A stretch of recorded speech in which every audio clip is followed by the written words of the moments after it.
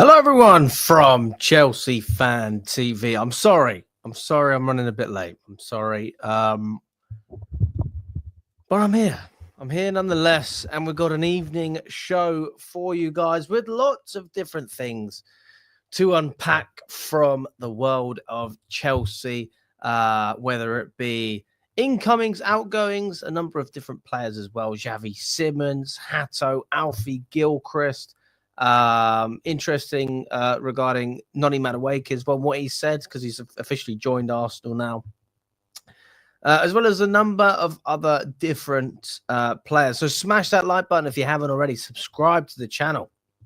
And if you want to stay tuned for all the updates that we have, then turn on your notifications. So every time we go live, you can see.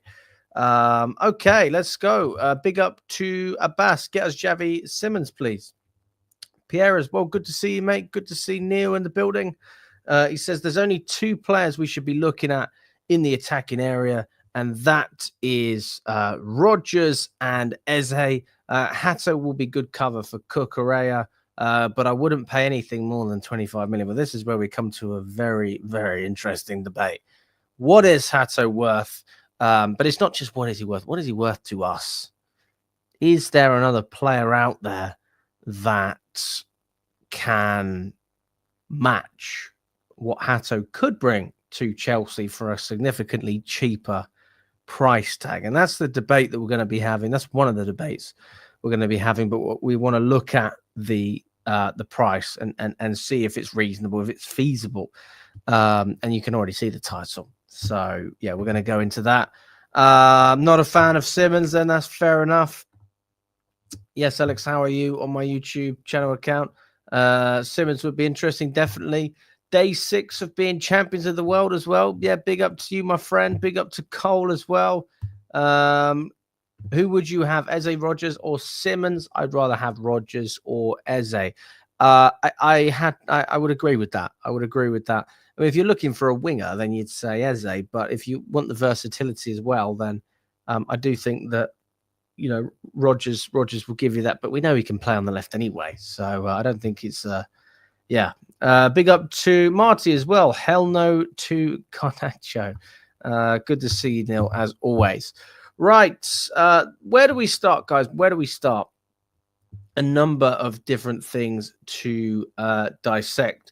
Now, I'll be honest with you. It's an intriguing deal for Xavi Simons. We're going to start off with him because that's where we've had a very recent update.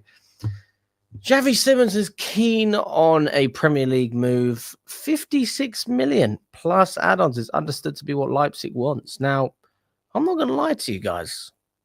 That's a very appealing offer when you look at what Xavi Simons actually cost Leipzig when they bought him from PSG. I mean, it's exceptional. In fact, I can't believe he's going for such a small amount, because if I'm not wrong, the transfer to Leipzig was close to sort of 80 million. Am I right in saying that? Is that euros? I presume it's going to be euros. Let me double check that. I want to make sure I'm accurate here. Yes. 80 million euros. 80 million. So, yeah. I mean, how the hell does that happen that his valuation drops?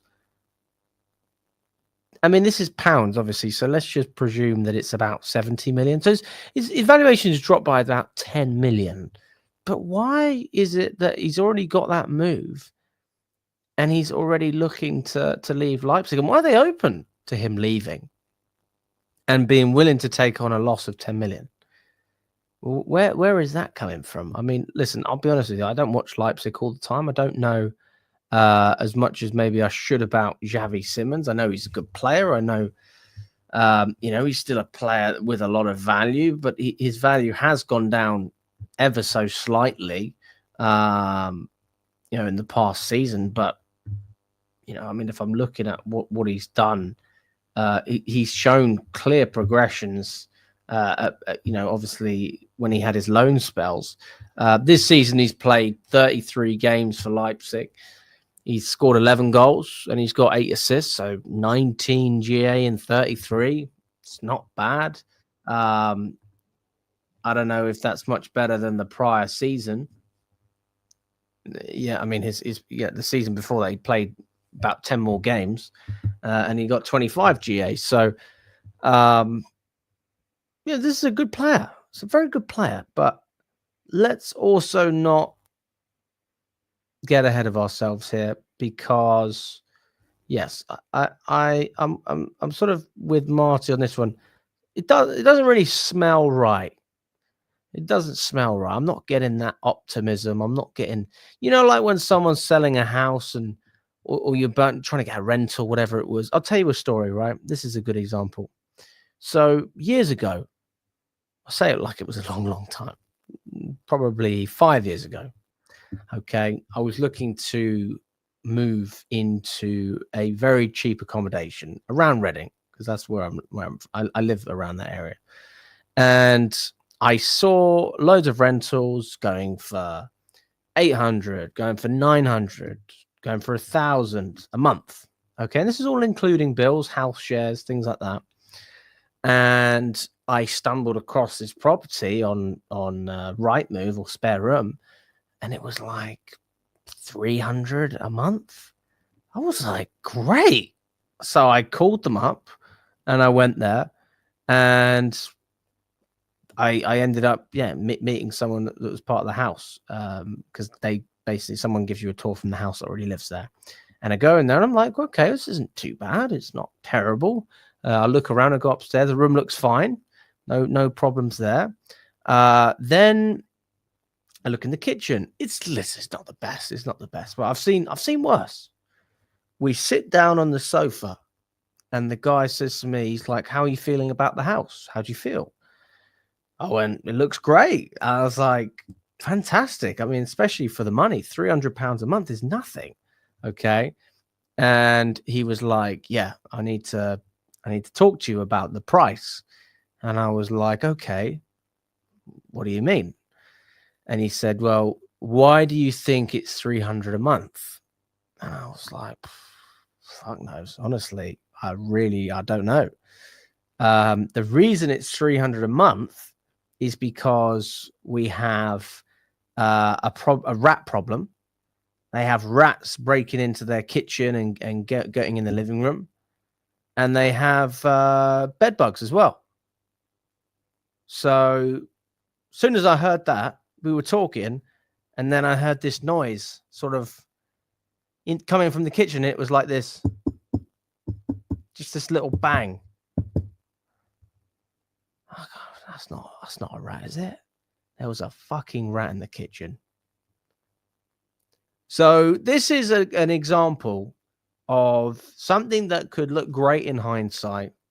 Oh, we're getting a discount, it's affordable. It's a young player. He's had a good couple of seasons, but there is definitely a reason that Leipzig are looking to sell. 100%. There's a reason.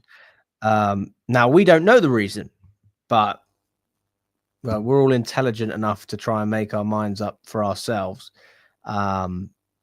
There's clearly a problem. There is a problem. Now, I'm reading that he might have a big ego. Again, I don't know. I think that might be part of it, but I don't really understand what's there to be. What's the problem? The guy's playing a lot of games in Germany, and he's scoring goals, and he's getting assists. So, to be honest, what surprised me more was the fact that he moved to Leipzig in the first place, and they spent 80 million euros. I mean, what the fuck was that about? But they clearly believed him, and that belief is what's happened to that? Where's the loyalty?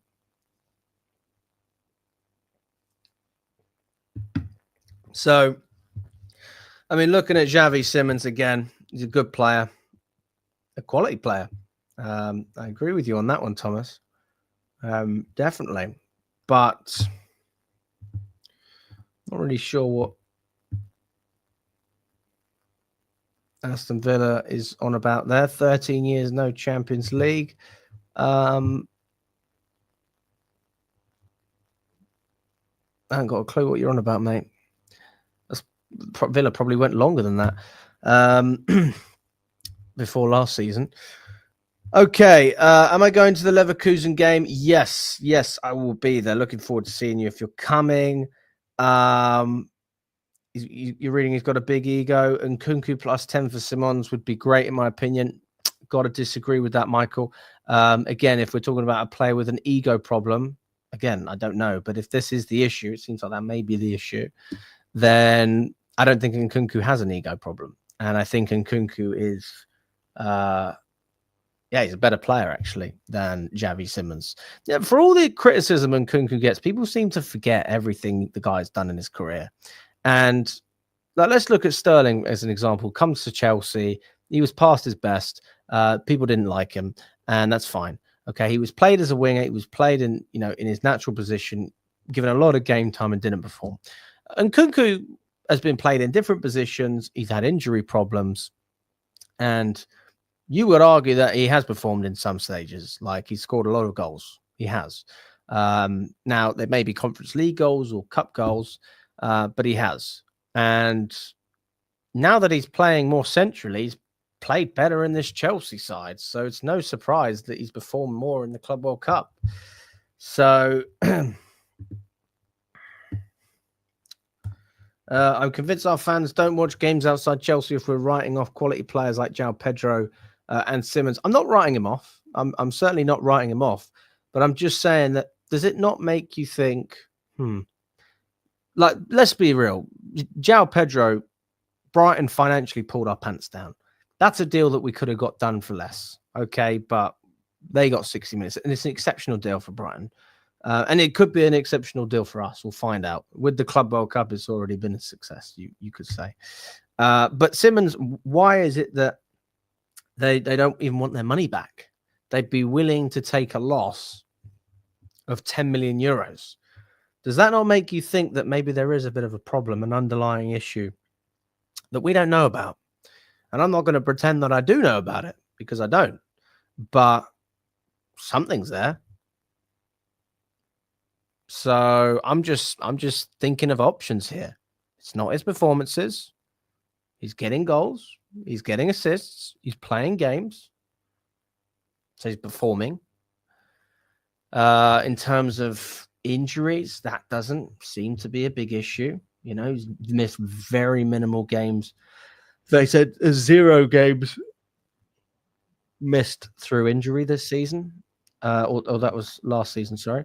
Let's see what it was this season. Did he miss any games through injury? Okay, he had a small ankle problem. He had a small ankle problem where he missed about 8 games. Okay. That's not going to drop your valuation by 10 million. I'm sorry. That's not going to drop it. So the options are very limited as to why Leipzig would be open to selling him. I mean, if it is just a case of respecting the player's wishes and saying, the player says, I don't want to be here. Can you sell me? I want to go to the Premier League. I don't want to play for Leipzig anymore. And the club goes, sure. If someone pays us 56 million plus add-ons, then, we'll accept it. But that does seem a little bit too black and white. I don't know. If I was in Leipzig's situation and I had a player that, is a very valuable young prospect, very valuable. Okay, because ownerships look at it in that sense. That obviously they want to see a good footballer, but it's a valuable commodity. It's an asset, and you're willing to just take a loss on that asset. It just doesn't. It doesn't make sense on a footballing side, and it doesn't really make sense on a financial side scale either. So it has to be something deeper than that. But maybe this is something I just need to dive into on my own. And to be honest, I'm happy to do that. So we can look into that more. Josh says he's heard Simmons has a good work rate, and from what you've seen, he's pretty intelligent and tricky player. That's fair. Big up to Rosan as well. If it's an ego problem, wouldn't Garnacho be a better option between the two? Prem experience with Garnacho.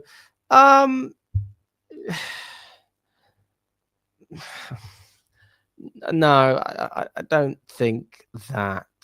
When we look at a player like Garnacho, I don't know. It's a pretty right. They failed to qualify for Europe. That makes sense then. I don't think I could get behind Garnacho when Xavi Simons is another option. But having said that, Xavi Simons isn't a winger. He can play as a winger, and he has played as a winger, but he's more of a cam, isn't he? Or an attacking midfielder. But I suppose maybe he's a bit like Morgan Rogers. He can play on both sides. That's not really an argument that I'll make. That's not a proper argument. No, I think if I had to choose between Xavi Simons and Garnacho, it'd be a pretty easy decision, to be honest with you. I don't think that would be a tough one. Because Garnacho can't play centrally either, so you don't get the versatility from Garnacho. And if both of them have attitude problems, then there's still more of an argument for Xavi Simons than there is for Garnacho.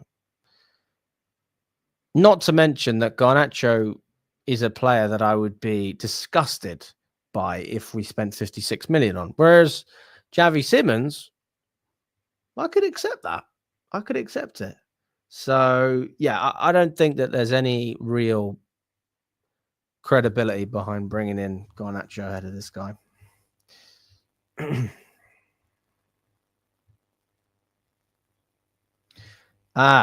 his contract ends next season. Fucking hell, how long has he been there? He hasn't been there that long.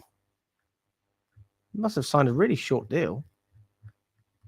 I feel like he didn't sign, but it wasn't that long ago he signed for them. Seriously. He joined in... What? So he only signed a 2-year fucking contract? What the fuck?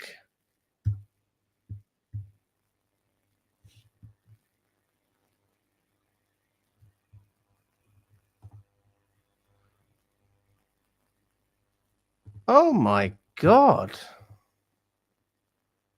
Well, this makes sense. Well, I knew there was something. I mean, okay. So maybe it's not his attitude then. Fine. All right. We've got something there. That took a while. But okay, the reason his valuation has dropped is because of his contract situation. Okay, fine. So then I don't have an issue. Nothing to no complaints. Let me know what you think, guys. Would you take Xavi Simons at Chelsea? Put a yes or a no in the chat. I'm intrigued to see what you have to say now. Personally, I would, but not ahead of Morgan Rogers. But if he is a cheaper option and Chelsea are within a budget, which, depending on how much we can sell, we can look into. But if we get rid of all of our dead wood, then we'll be fine. We'll still be able to buy Morgan Rogers and have spare cash to sign another player, which is a defender.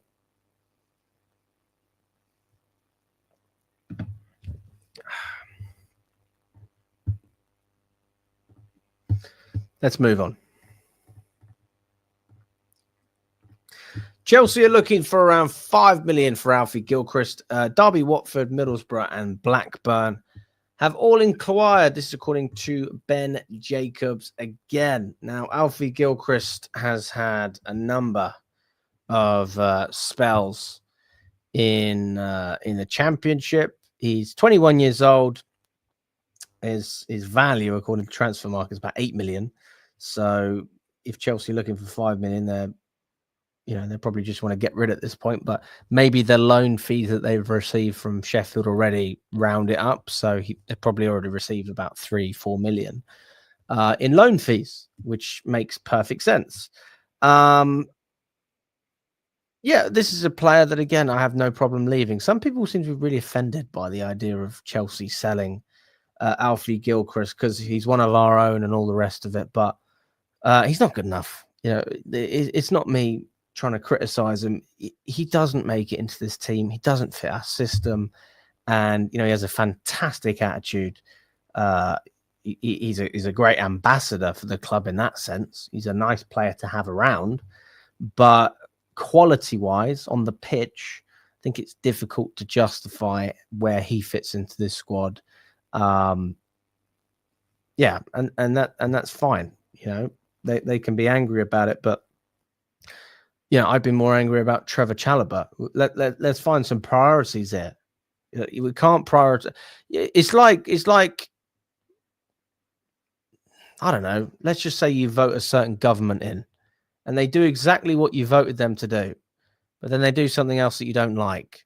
But it's like they're still doing what you wanted them to do. So why can't you just be happy about that? Not that you shouldn't turn a blind eye to things, but let's not act like selling Alfie Gilchrist is going to affect us, because he hasn't been a Chelsea player really for a couple of years now. He had a loan stint at Sheffield, then he had another loan stint at Sheffield. He's had 2 loan stints. Is that right? Yeah. Or is it just one? Oh no, only 1 loan stint. And it's been a relatively successful one, okay, by championship standards. But that is the standard we're looking at, which is why the conversation isn't Everton, Newcastle, and whatever other club. It's Derby, Watford, Middlesbrough, and Blackburn. All respectable championship sides. Except Derby, are they still champion? Are they championship now? I don't know. But all the best to him. This is a deal that I think is absolutely fine. If it happens, no complaints from me. A bit of pure profit. Not that it makes a massive difference.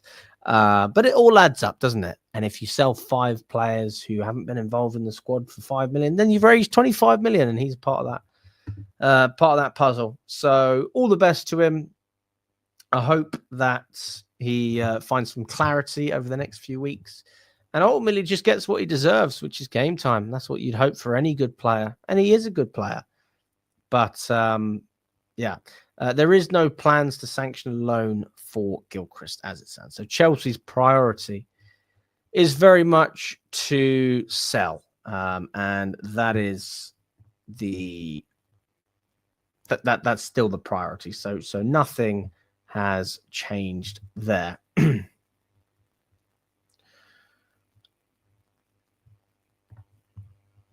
Another very interesting update from Football London.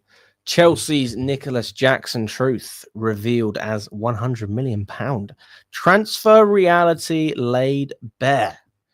Nicholas Jackson continues to be linked with a move away from Stamford Bridge this summer, but Chelsea are understood to be in no desperate rush to sell the striker. After signing a new contract at Chelsea at the beginning of last season, Nicholas Jackson was quick to thank those that had helped him along the way, to get to the point where the Blues extended his deal by a further 2 years. Keeping him signed with the club until 2033 was enormous for the striker. There was one man in particular that Jackson had to mention, Unai Emery, the Spanish coach who handed him his debut at Villarreal in 2021. He said, I was always an offensive player. When I was young, I was a number 10 or a false 9 because I liked to move and drop deep. When I came to Europe, Unai changed that and put me as a fixed number 9, waiting for the ball and playing more in the box, trying to run in behind. Unai changed all that, and I am grateful. I tried to work harder to improve every day in that position. The feeling between Emery and Jackson is very much mutual, and it comes as no surprise whatsoever that Aston Villa are one of the numerous clubs being credited with an interest in the Chelsea forward. Villa are understood to be keen admirers of the Senegal international, although the Midlands club are said to be actively looking to sell players before they make any additions. Manchester United and AC Milan are also interested in Jackson, but the likelihood is that they will be priced out of a move for the striker Football London understands Jackson, who Chelsea believe is a potential £100 million striker, is not for sale. Sources, however, refuse to describe him as untouchable. Every player has a price, as we have seen with Noni Madueke in his £52 million transfer to Arsenal. Let's see what else they said. Chelsea are planning to start the 25-26 season with 2 out-and-out number 9s and 1 player that can be deployed across multiple attacking positions in Delap, Jackson, and João Pedro. The Blues have exactly that. Delap is just 22 years old and relatively inexperienced, all things considered, meaning there will be plenty of rotation as Chelsea look to push on all front. Either way, the feeling is that Jackson will still be a Chelsea player by the time the Blues kick off their new season on the 12th of August. So, as I predict, and I am predicting that we won't sell him, and I think it's the correct decision not to sell him. Football London has pretty much confirmed that. So if you want to check that link out, you can. It's on Football London, and you can read about everything. He's very much expected to stay, and I can understand why people complain. Like, I'm not blind to what Jackson has done. He's had some pretty annoying moments, a lot, but I think there's more good than bad with Jackson. I really do. I think that you get more good. He's not a number 1. You know, he shouldn't be anyone's number 9 starting striker. We knew this stuff before. Like, this isn't brand new, but we kind of rode our hopes on him. And when he had such a great start to the season, we thought, oh my God, is this guy the second best striker in the league after Haaland? And at one point it looked like it, but then things really fell off. And one key factor that really changed is we started playing against low blocks, and that had a significant impact, not just on Jackson, but the whole team. But in terms of our ability to score goals, we did struggle. We certainly struggled. AFCON as well as, yeah, that's true. AFCON. But yeah, I don't see any problem with keeping him. I think it's great to have 3 really good strikers in there. 2 who I would say are both ahead of Jackson. I prefer Delap. I prefer João Pedro. I think João Pedro will be our starting 9, and I think Delap will be in there to rotate. And I think Jackson's there in case one of them gets injured. And that is just very ideal preparation, and you haven't broken the bank to do it, which is where our model comes in very handy, because if you hit on a number of fronts, then you just have players, like, you stockpile on players who are quality. And one of the arguments is that he can ruin the dressing room. He's going to be negative. It's going to be toxic. I just don't think that's going to happen. I don't think that's going to happen. And I don't think the player has any power in this scenario. It's a great question now. What is going to happen to Mark Guiu? And I think the reality is that he will be sent out on loan or sold. I don't think that Mark Guiu is ahead of Nicholas Jackson in the pecking order. He was probably thinking, maybe this is going to be my year where I can start games for Chelsea. But again, what have we seen to prove that Mark Guiu is worth starting for Chelsea? Like, it's all great, people saying they think he's got ability and he can offer Chelsea something great. I'm sure he can, but I want goals, man, and I want them ASAP. And I don't just want goals. I want contributions in other areas. I want hold-up play. I want link-up. I just want the team to look good. And I think that having Jackson's number 3 is the right thing. And Mark Guiu inevitably needs a loan. He probably needs a loan in English football, if not Strasbourg. But I don't know if Chelsea will waste a loan on that. So, yes, that's the situation regarding Nicholas Jackson at the moment. And I say fair play, honestly. Fair play. Yeah. Hey, also, can we just appreciate this? Iago Silva joined Chelsea in his under-13s year and has grown into a tactically intelligent and versatile defender capable of playing both left-back and centre-back. He was key to the under-15 league Floodlit Cup success. So he's a Chelsea player now, Iago Silva. And it's a beautiful thing. It's a beautiful, beautiful thing. Also, Caleb Wiley is at the Watford training ground today as his loan deal from Chelsea has been completed. So this is not the first loan that Caleb Wiley has had at Watford. If I'm not wrong, this is just a follow-up on the previous loan. But again, it's the right decision. And some people might be confused. Why do we keep loaning him? What's the point of doing that? The guy is 20 years old. And yeah, to be quite frank, he's not... he's certainly not the finished article, but he needs experience. He's actually a Strasbourg player. So when we look at Caleb Wiley, this is really a what's the word? Oh, hang on, he's not a Strasbourg player anymore, was he?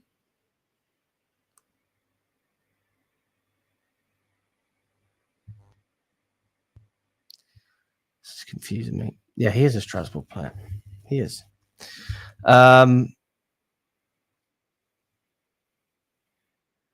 Fucking, this is confusing me, this website.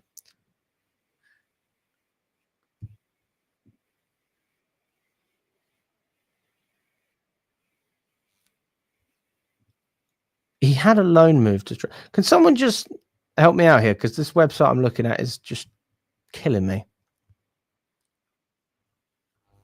Chelsea. He's a Chelsea player now, then. Right. So we loaned him to Strasbourg. Yes. Okay. He's a Chelsea player. He is a Chelsea player. Yes. I don't know why I was thinking the other way. That was really confusing. That makes sense. Yes. Thank you, AJ. I don't know why. Yeah, that website was poor. It was, made it look like he signed for Strasbourg. I was like, really?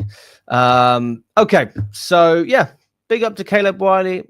Again, I think it's a smart move. I don't know how much these fees are, guys. So if you're asking me, if it's undisclosed, like I wouldn't be able to tell you much. But we'll have to wait and see.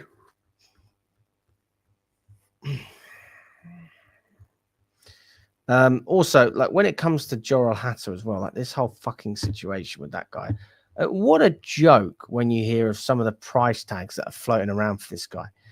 I don't know if you guys have seen any of the price tags, but where is it that I saw? I'm going to find it now. They want £60 million. I mean, they're saying it could be possible. This is according to Ben Jacobs again. 60 million quid. 40 million could be possible for Hato and CFC made fresh contact. Ajax right now are looking for something like 60 million. I mean, what a joke. What a joke.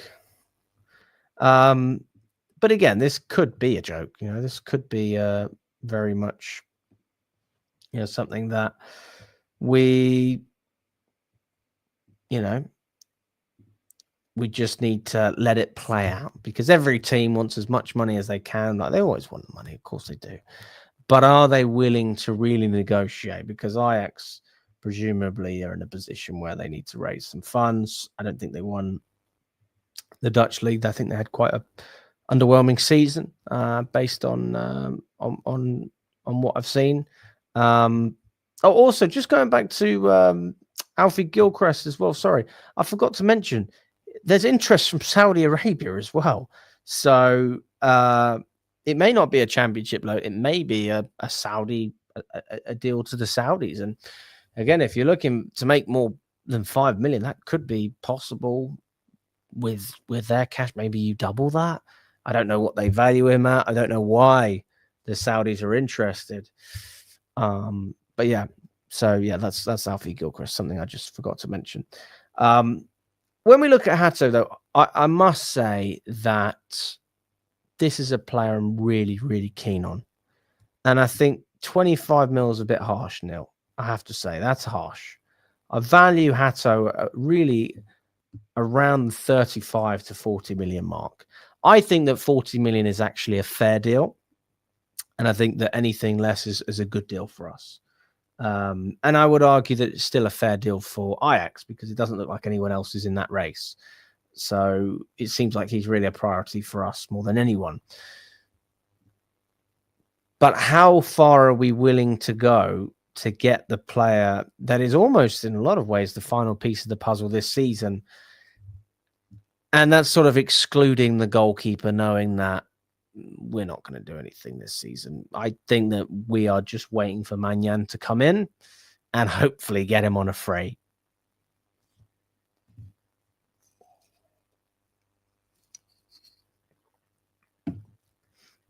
And if we do that, I don't think that people would have a massive complaint if we still progress from this season. Then you would expect bigger and better things from Chelsea even still. But yeah, 40 million is a great deal. 60 million, even I say Chelsea, that's too far, guys. That's too far. Listen, if you want to spend the money, you spend that money. But don't think that you're getting a bargain because you're not. And we're not signing Cucurella either. His Premier League experience, he was solid at Brighton. He dominated us when we played Brighton under Graham Potter. You know, it was Cucurella that made Chelsea look like idiots when we went to Brighton Stadium. I remember that. It was unbelievable to watch. I loved him. So I just don't think that you can give that much leeway in terms of overpaying to a players playing the Dutch league. I just think it's like, I mean, look at Anthony. Look at there's obviously players that can perform, but Anthony, you know, a prime example of a player that Man United really wanted. He was worth good money, but 100 million was just too much, and they paid it. I don't want us to be anywhere in that situation, not whatsoever. And again, Neil, yes, absolutely 40 million for a bench warmer, because when Cucurella needs a rest, I want someone to come in who can actually perform. This is our situation. It's finding people who, first of all, we want to find players who are good enough. Okay, we want to find them at the right price. We want them to be on the right wage. We want them to be the right age. Okay, number of different things. Check. Okay, on Hato as it stands. Then you want to know that they're okay with fitting into the squad. And if the guy wants to come to Chelsea, I think he's pretty, he's smart enough to know he's not going to play every week. He's not an idiot. So, and I've heard people make this argument before as well about Anthony Robinson. He has the physical traits to play as a centre-back, would be good depth and competition for Cucurella. Got to disagree with you on that, Mark. Not because I don't like Anthony Robinson. I actually think he's a quality left-back. I think he's brilliant.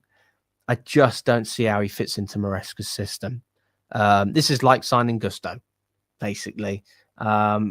Great player, wrong environment, wrong manager. It just doesn't fit what we're doing. We're not going to be overlapping our left backs. So that's one of Robinson's best traits is overlapping, a bit like Gusto. So if Poch was here, then yeah, that would work. But it doesn't work with Maresca. And again, there's other profiles that we have to find. And Hato fits that profile. He fits that profile. He's more technically astute. I think he'd be able to invert. Although I haven't seen him invert that much for Ajax, but he's comfortable on the ball. He's able to get up the top end of the pitch, whipping in crosses, creating, and he can also play as a centre back as well. There's not many players that have those traits. So it's a very specific type of player that we're looking for, and we've found him, but we just need to agree something. I guess the question is, if Chelsea don't get Hato, who's the next best thing? Maybe it's keeping Vega, but then I would argue that goes against everything Maresca's said, because Vega doesn't want to be at Chelsea. He doesn't want to be second fiddle. So I don't think that's a viable option either. Yeah, you could argue Badiashiel's fine as centre-back, but he's not going to be able to cover Cucurella on the left. And that's fine. If he wants to be a centre-back, great. But if you're needed on the left, then that's where we're going to use you. And I still think he's probably an upgrade on Badiashiel anyway. If I'm not wrong, he's a captain at Ajax. You still Maresca out or patient now as you should have been? I don't think it's got anything to do with patience because we just won a trophy. So patient for what? We've literally just won. I haven't had to wait for anything. But no, I mean, I've spoken about Maresca loads of times, but I'm happy to speak about it again. Again, give the guy full credit. I think he's done a fantastic job. He's proven me wrong. He's proven a lot of other people wrong. And I give him total respect and credit for that. So that's my stance on Maresca. I'm certainly not Maresca out as it stands. Absolutely not. And I think he's actually shown that he's capable of doing it. He's capable of doing it. And we wouldn't have had any proof of saying that midway through the season unless it was the championship. Now that we know he can win a European trophy and the Club World Cup and finish top 4, you got to give so much credit to that guy. So much credit. There are still things that I would like to improve. No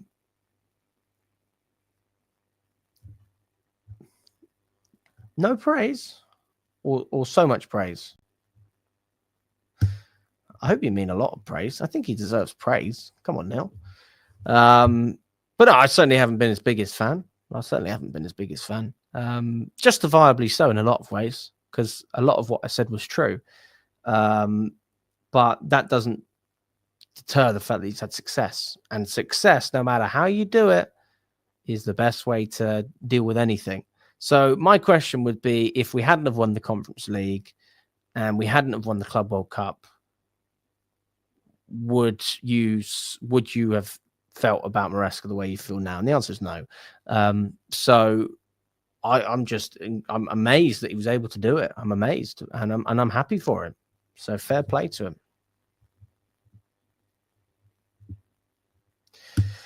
Yeah, I mean, listen, there's obviously things that we can improve. For me, the style of play is really important as a match-going fan. And the only way that you get away with having a certain style of play is by winning things. And Maresca has won 2 trophies. So I can accept it. I really can. Right, let's get on to... Let's crack on. Let's get a bit more news out, guys, because there is a little bit more to go through. So we know about Caleb Wiley. We know that Xavi Simons is another player. He's only got a year left on his contract. There's a very, very good chance of him leaving Leipzig. So interesting to see if Chelsea be involved in that. I doubt it, to be quite honest. Hato as well is another option, that we're looking at. But 60 million, I think we can all agree, is far too much. So there needs to be some leeway there from Ajax. And if they're not open to sell, then to be honest, I just wouldn't do business with them, because like any club, they're going to pull your pants down if you don't have a cutoff. If you don't say, listen, we're not willing to pay this, then then they're going to keep running it up, aren't they? Okay, let's talk about Noni Madueke, guys. Let's speak about him. James McNicholas has come out and had a few things. Well, he's had an article about Madueke's transfer to Arsenal, the inside details, Arteta's presentation, Chelsea's data, and Berta's new dynamic. He's an Arsenal player, Noni Madueke. While the progress of the deal has been relatively serene, the reception among supporters has been anything but. Arsenal's pursuit of the 23-year-old has been met with considerable resistance from some fans. It feels situational rather than personal. Arsenal fans are worried by a succession of signings from Chelsea. Madueke is the 10th player to make the move across London since the turn of the millennium. Many of those, Petr Cech, David Luiz, Willian, and most recently Raheem Sterling, have underwhelmed. There is a feeling among supporters that when Chelsea want to cash in on a dispensable asset, Arsenal are sometimes too willing to oblige. That feeling, perhaps enhanced by the news of an agreement for Madueke breaking before Arsenal securing number 9 that Arsenal fans are craving, prompted a somewhat hostile response to the mooted transfer. At the time of writing, a change.org petition against the signing has gained more than 5,000 signatures, all for nothing. The deal is now done. Arsenal will pay an initial fee of £48.5 million, rising to £52 million with add-ons. Madueke has signed a 5-year contract until 2030. The figures involved suggest both he and Arsenal are committed to this new venture. The Athletic has spoken with people with an understanding of the talks from both clubs and the player side to tell a story of the deal. They spoke on condition of anonymity to protect relationships. Despite the noise, Madueke is not phased. Those close to him remark on his strong mentality. He sees any negativity around the signing as a challenge and is energized by the opportunity to work hard to prove people wrong. Arsenal are adamant they've secured an exciting young player for a fee that falls in line with market values. He will not join up with Arsenal immediately. Madueke was eager to cut short his post-Club World Cup holiday to join his new club's pre-season plans immediately and be involved in the trip to Singapore and Hong Kong. Ultimately, Arsenal have urged him to get some rest. They want him recharged and mentally fresh before a long season and have convinced him to take a 2-week break, during which he will have access to to one of the club's strength and conditioning coaches. The deal came together relatively swiftly. Arsenal had been in the market for a winger who could provide an alternative to Bukayo Saka on the right-hand side, ideally a player who could offer speed, versatility, and penetration. They targeted Mbeumo. Here we go. Madueke's long had admirers among Arsenal's coaching staff, including Mikel Arteta. In previous summers, former sporting director Edu and the recruitment department had reservations over any prospective deal. But with Andrew Berta now at the helm, there is a new dynamic. This summer, Arsenal were attracted by Madueke's productivity, his Premier League experience, his ability to play on both wings. He played 4 consecutive league matches for Chelsea on the left across April and May, and his age, quick and physically strong. He was a good fit for the profile of attacker they were looking for to augment their front line. In a window in which Arsenal have signed Kepa, Christian Norgun, and now moving on Victor Gilchrist, signing a 23-year-old helps maintain the age balance of the squad. Despite his youth, he's also a player who's amassed considerable experience in Europe and the Premier League. Furthermore, over the past 2 seasons, Madueke has largely had a good injury record, an attribute Arteta prizes. Since joining Chelsea in January 2023, he's made 92 appearances. Last season alone, he played more than 2,000 minutes. Chelsea have been open to offers for Madueke this summer, as they were 12 months earlier. He had occasional disciplinary issues at Stamford Bridge towards the end of the 23-24 season, and he was involved in an on-field dispute over a penalty with Jackson. They didn't mention Cole Palmer in there as well. I mean, that was fucking massive, that penalty incident. I mean, that's actually the biggest video from this channel. The biggest video on this channel is that argument. I think got like 1.2 million views or something. Yeah, done very well. He was twice left out of Maresca's matchday squad last season, once for training poorly and once due to a technical decision. His biggest high at Chelsea was scoring a hat-trick against Wolves shortly after creating uproar by declaring on social media, "This place is shit." This incident did put Madueke under scrutiny, but he remained a first-team regular under Maresca. Maresca said, "With Noni, I have a personal relationship in terms of what he can do. He can do much more. In the moment that he starts to score or assist and is happy, he starts to drop a little bit. He has to understand that he has to train every day good. He has to be ambitious. If he scores one tonight, he has to go for the second one, the third one, and he has to do a lot more, blah, blah, blah."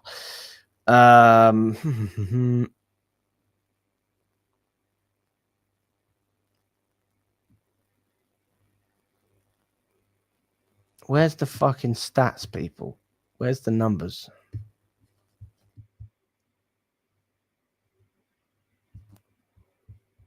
All right, I think it's coming up.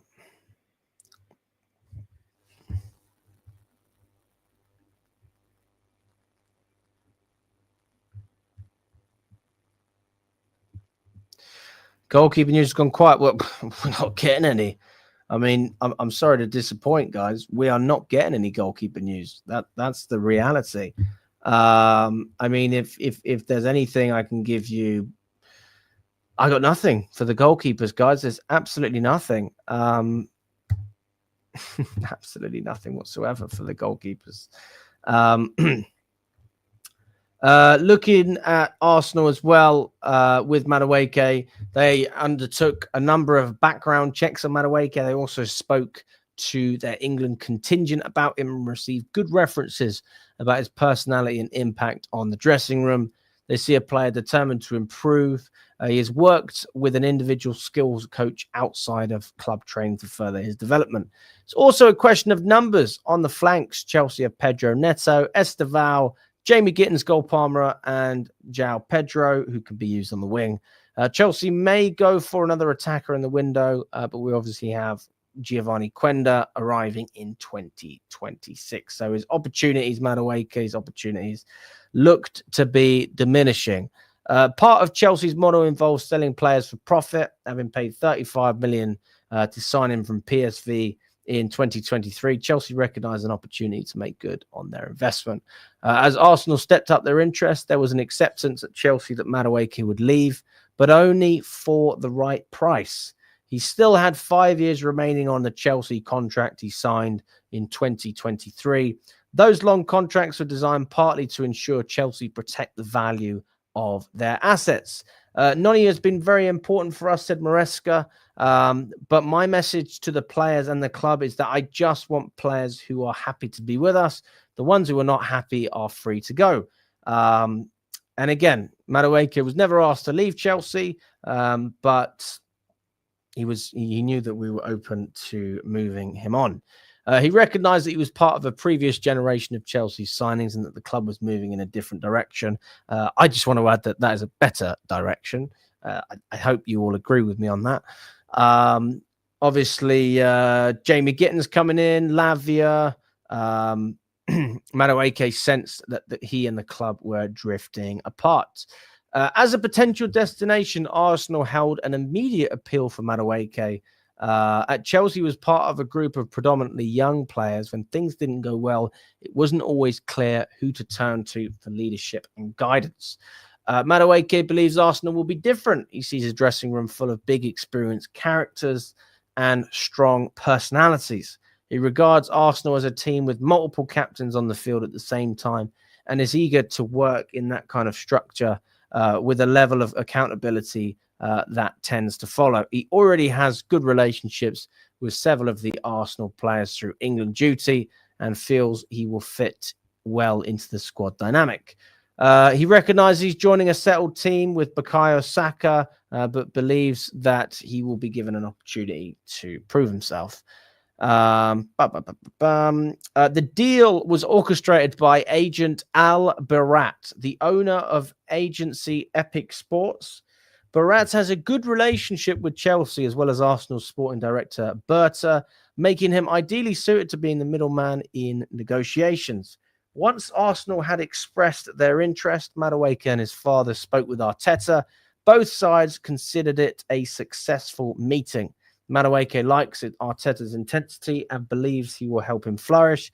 He was also impressed by the level of detail in Arsenal's approach, their engagement with his data, and their plans for him. Personal terms for a 5-year contract were agreed quickly, and then obviously we needed to agree a deal with the club. Over the past 2 seasons, Madueke has averaged a goal or assist contribution at a rate of 0.51 per 90, so just over 50%. Of the 4 players listed, only Mbeumo has better has better stats than that, which is 0.59, so very minimal. And it is better than Kudos and Anthony Elanga as well. So Madueke is impressive in that sense. We use that data. Chelsea used that data to justify a asking price in the region of 60 million. That was not enough to put Arsenal off, and they were taken with the player's one-on-one ability, physicality, and technical level. His price tag was also reflective of his status as an England international. Madueke was first called up to the England senior squad in August 2024 and has gone on to win 7 caps. Despite representing England, Madueke will take up one of Arsenal's 17 foreign squad slots. Because he left the UK for the Netherlands at 16, Madueke does not count as a homegrown in England for the purposes of the Premier League and UEFA squad regulations. With Barrett serving as a broker, Chelsea and Arsenal quickly came to an agreement. Madueke left Chelsea's Club World Cup camp ahead of the final to complete the deal. Arsenal believe that taking into account Madueke's age, potential, and the going rate for Premier League wingers, they have secured an excellent deal. Chelsea are content the final value of the deal could take them over the 50 million mark and considerable profit on the 35 million pound. Is it pound or pound investment? So there you go. That is the situation with Noni Madueke at the moment. But I'll be honest with you. This is a player that, again, we got a great deal for. I mean, he did post his message, having officially left now. This was his message. Dear Chelsea Football Club, I want to thank you for the last 3 or so years. To every staff member that helped me along this journey, thank you. To my teammates, thank you for everything. I leave with only love and admiration for you guys. We achieved so much this season, and I honestly wish you guys nothing but the best. To Enzo Maresca, it was a privilege to play under you. Thank you for trying to better me as a player and as a person. Lastly, thank you to every single Chelsea fan. Thank you for the love, the praise, and also the criticism. I appreciate it all. I leave here with nothing but fond memories. Love, NM11, because he had the number 11 at Chelsea. So that's why he's written that. So, yeah, that was Madueke's goodbye message to Chelsea. And, he's saying goodbye. I'm leaving with so much love. I'm saying good riddance, to be quite frank. Listen, I didn't hate the guy. I didn't love the guy, but he wasn't good enough. If we were going to challenge for a Premier League, we weren't going to do it with Madueke. And I believe that what we are building is certainly better than what we've just sold. Esteval, are you telling me that doesn't look good? Pedro Neto improving considerably based on what we saw in the Club World Cup. One of our best performers, arguably our best player in the tournament. João Pedro is able to play out wide. Cole Palmer is able to drift out wide. Different systems, where you've got other players able to go up and down the wings. Hopefully, one of those players will be Malo Gusto throughout the season. And we've seen how well he performs when he's given a license to go up and run. So if that is the direction we're moving, I don't have a problem. I don't have an issue with it.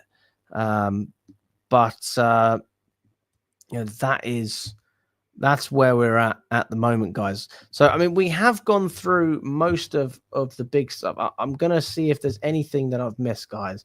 I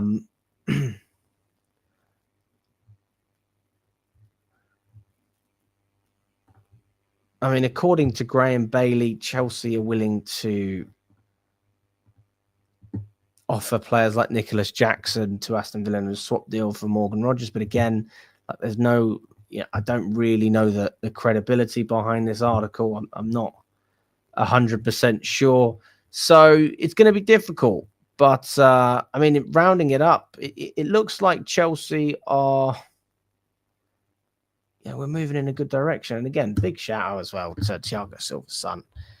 He's one of the 16 players who signed as a first-year scholar with Chelsea ahead of the 25-26 campaign. How awesome is that? The next generation of the Silva family in Chelsea. Thiago Silva is proper Chelsea. That man is going to come back to Chelsea and be one of the coaching staff. Do you not feel privileged? Do you not feel honoured that he still wants to associate himself with this club? I think it's brilliant. Absolutely fantastic. Okay, let's go through. I don't think Neil was enjoying the Noni Madueke talk. Okay. No news on Sterling. No news on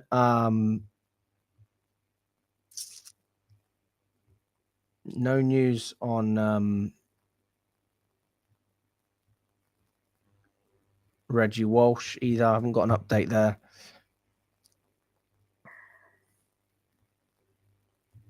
Hey, listen, smash that like button, guys, if you haven't already. It helps the channel. I don't even know how many likes we're on. Let's have a look. We're on 65 people. We've got almost 100 of you in here. Let's get as close to that 100 mark as we can before we round it out. So if you have enjoyed the video, leave a thumbs up and subscribe as well if you want to stay up to date. We do daily streams on this channel, so every day, sometimes lunchtime, sometimes evening, depending on when I am able to do it, because, again, this is not my full-time job. I have to try and work around it, but I always do, and I enjoy doing it. It's good fun. It's good fun, and I hope to continue doing it for a long, long time. But listen, guys, we're going to round it out there. So let's get up to 100 likes by the end of this one. Really appreciate it, and I appreciate the kind message as well, guys. It's very kind.